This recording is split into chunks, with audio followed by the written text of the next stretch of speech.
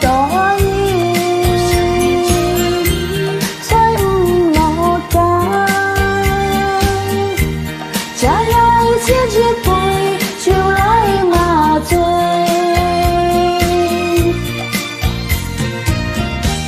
nhắm nhắm cái gì vui có bị che mệt ngài tìm xịt tìm sinh chơi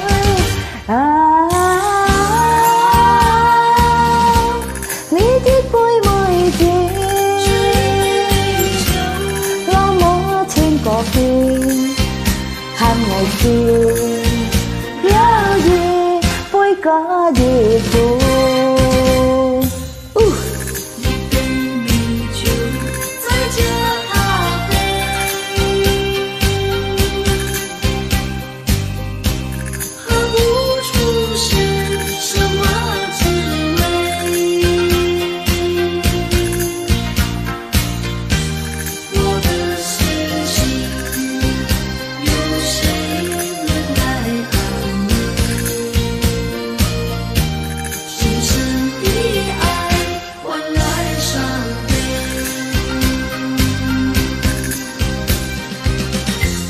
Xin chào tỏ nhi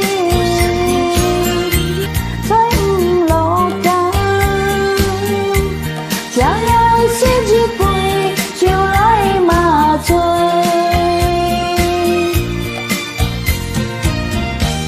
nhắm nhắm cái gì vui có bị che mệt ngài tìm xịt tìm xin chơi